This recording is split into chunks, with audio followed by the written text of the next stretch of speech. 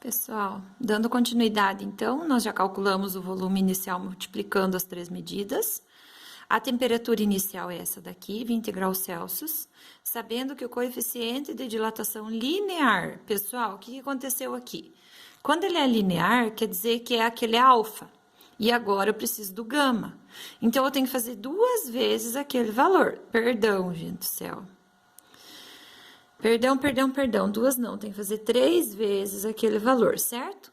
Então, o que vocês vão fazer? Vocês vão pegar esse 8 e fazer vezes 3. 3 vezes 8, aqui a professora montou, dá 24, certo?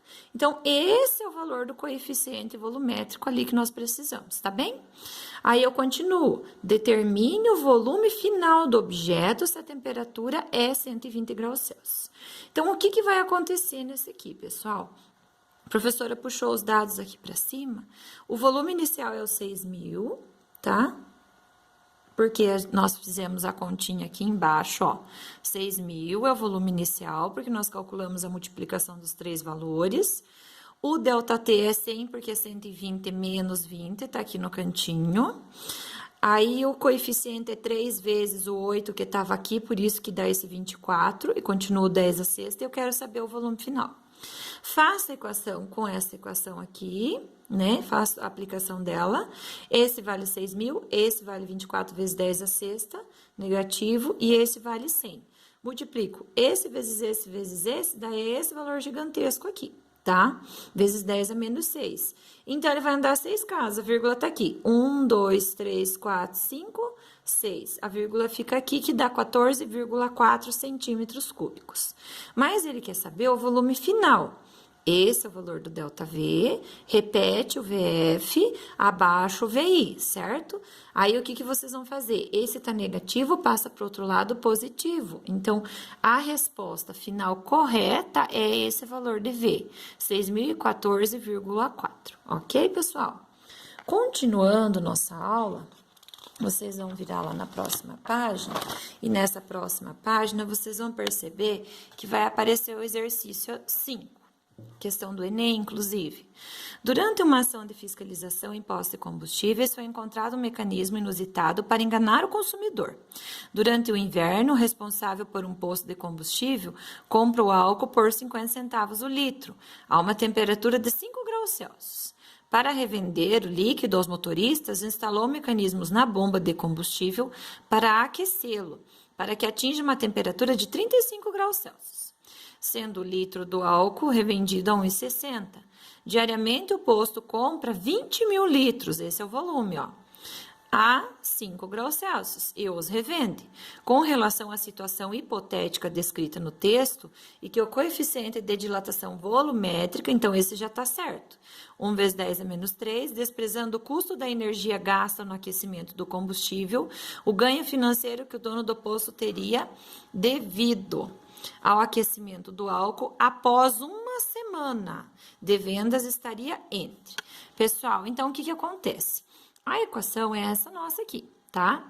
O volume é 20.000 litros que ele comprou, o coeficiente é esse 1 vezes 10 a menos 3, o ΔT é 30, porque era 35, tá aqui, ó, era 35 menos 5 que dá os 30, certo? Aqui a professora tirou os dados. Ele comprava 0,50 centavos por litro a essa temperatura e vendia por essa aqui, a essa temperatura, tá? Aí o outro dado ali.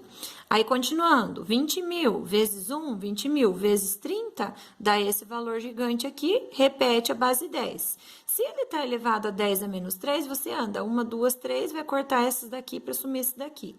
Fica 600. Como que eu vou descobrir quanto que ele vai ganhar agora, pessoal? Então, eu sei que em dinheiro ele vende a R$ 1,60 cada litro. Quanto que ele vai vender ou ganhar com 600 litros, certo? Multiplicando cruzado, 1 vezes x é 1x, e 1,60 vezes 600 é 960. Como apareceu ali, após uma semana, qual que vai ser o lucro dele de venda? Fazendo esse vezes 7 dá 6.720. A faixa de preço que se enquadra é aqui na letra D, certo, pessoal? Então, essa é a questão número 5. Agora, a professora vai explicar para vocês outro tipo de dilatação. Estávamos falando só da dilatação sólida. Agora nós vamos falar sobre a dilatação líquida. Quando ela é uma dilatação líquida, vocês têm que entender que a dilatação do líquido é parecida com a volumétrica dos sólidos. A única coisa que nós temos que considerar aqui de diferente, então a equação é essa aqui mesmo. ΔV do líquido é o gama vezes o V0 vezes ΔT, beleza. Só que o que acontece? Nós temos que considerar que quando eu falo numa dilatação de líquido, eu tenho que considerar também esse recipiente, certo? Então, como que vai funcionar isso? Lá na página 27, a professora tá? Vocês vão perceber que aqui eu tenho o volume inicial, certo? Aí, o que vai acontecer? Se acontece uma dilatação, esse líquido pode derramar, né? Então, ele vai ampliar aqui, vai dilatar, só que não vai dilatar de uma maneira como sólido. O que vai acontecer? Eu vou ter uma variação do volume do recipiente, agora eu vou puxar bem pertinho para vocês verem. Variação do volume, deixa eu ligar a lanterna, peraí. Variação do volume do recipiente, então eu tenho variação do volume aparente, que é esse negócio que tá por fora, e a variação do volume do líquido tem a ver com esses dois. Então, aqui eu tenho o volume inicial do recipiente e do líquido, mas daí houve a dilatação, então eu tenho que considerar essas duas aqui, tá bem? Pessoal, vocês vão perceber que daí aparece assim, dilatação aparente dos líquidos. A dilatação do líquido que ultrapassa a dilatação do recipiente é denominada dilatação aparente. Então, como que vai funcionar? A dilatação do líquido é igual à dilatação aparente mais a dilatação real. Onde a dilatação do líquido é essa equação, a aparente é a mesma equação e a do recipiente é a mesma equação. Só que o que eu vou utilizar então? Quer dizer que se eu juntar tudo isso daqui, quer dizer que o coeficiente também do líquido é o aparente mais o real. Tá, mas como que eu vou empregar isso? Vocês já devem ter percebido, lá na página 28, a professora tá agora.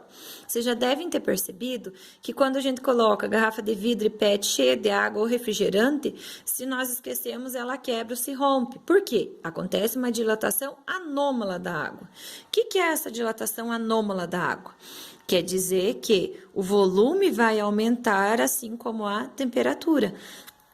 Desculpa.